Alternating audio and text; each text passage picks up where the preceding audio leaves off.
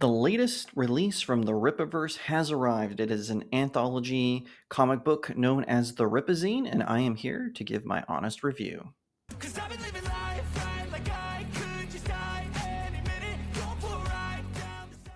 Hi everyone, my name is Jacob Airy. Welcome to the StudioJake vidcast where I talk about all things pop culture. Be sure to like, share, and subscribe. If you're watching on YouTube, ring that little bell so you get notifications and consider becoming a channel member. For those of you who don't believe me, here it is. This is the Rippazine. So this is an anthology comic book release from the Rippaverse. It's got multiple stories, and it was overseen by Eric July, who also wrote the main story in this, that being Salvage PI. More on that later. But I was very excited about this. Now, I'm going to read you my initial review that I released on my website, StudioJakeMedia.com, and then I want to expound on that. I go into the story of Salvage PI. After a series of shipping trucks are robbed of high-end equipment, a victim approaches Floor Spark, Texas PI Mr. Salvage to solve the mystery. The PI approaches Ritford Trucking and begins to see if there is a link there. As he looks for clues, he finds a deadly conspiracy that could be his end. The Salvage PI short story is a throwback to the pulp comic book days, and I was all for it.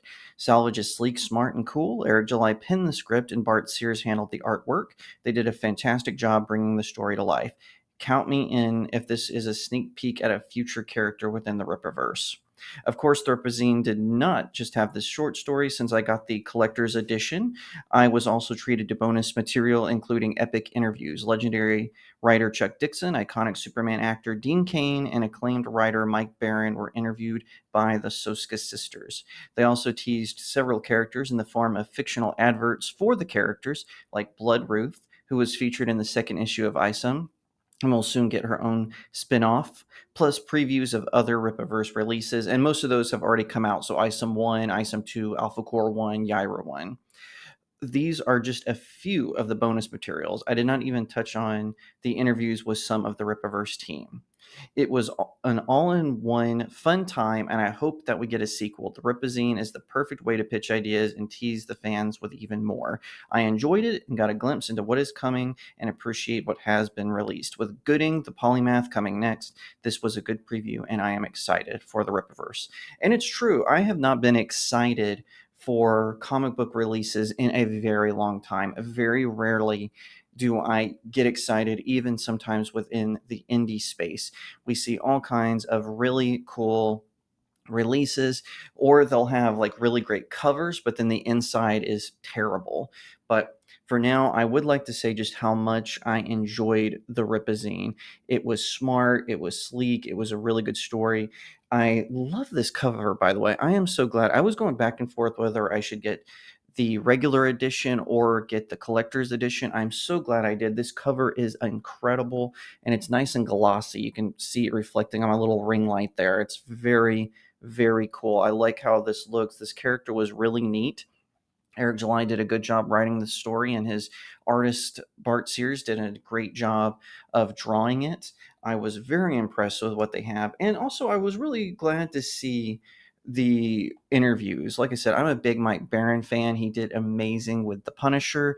Of course, he wrote two of my favorite Batman stories, and also developed Nexus, which is my favorite science fiction superhero. So I really loved that. Also, of course, the great Chuck Dixon, who was a huge influence on Batman in the 90s. He also wrote Conan the Barbarian and G.I. Joe, and a Star Wars comic called General Grievous, which is about the titular character. So it was really cool to see them and read about what they're doing for the Rippaverse. I'm so glad that we got to hear from them. Also, it was really cool hearing from Dean Cain. Now, when I was growing up in the 90s, there was two Supermen you paid attention to. Tim Daly, who was the voice of Superman in Superman the Animated Series, as well as several animated films, and Dean Cain, who was the live action Superman for Lois and Clark, The New Adventures of Superman.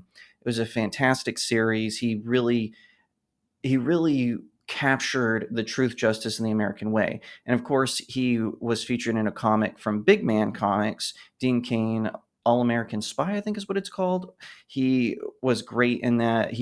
Was sort of the model for that character from that. I have a review of that on StudioJakeMedia.com. You can read that one. Just search Dean Cain. It comes right up. I wonder if this is hinting that he's going to do something with the Rippaverse. It would be really cool if he did. The fact that he was never been brought back to portray the character. Now, he did play Brainiac in Smallville, but I was hoping that when the CW did their Crisis event that they would have brought his Superman back. Unfortunately, they didn't. They focused on Smallville and the Supergirl series way too much, but neither here nor there. Bottom line, the Rippazine is fantastic.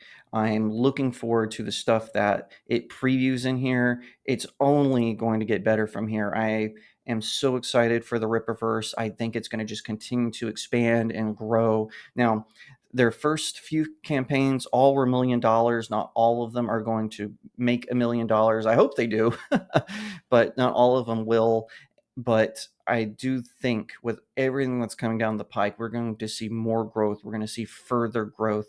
And if the Rippazine drops any special hints, I honestly think it's going to be something big, something huge, and we can expect some really awesome stuff from the Rippaverse.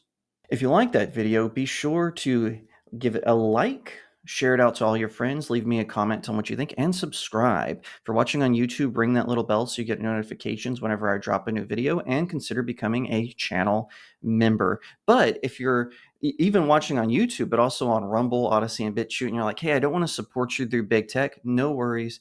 Click on the link to my locals community. It's in the description. It's kind of like a Patreon and Subscribe Star where you can give me tips or sign up for monthly support. Either way, it really helps out indie creators like myself. So thank you so much. And I'll see you next time right here on Studio Jake. Thank you for watching. 'Cause I've been living life right like I could just die.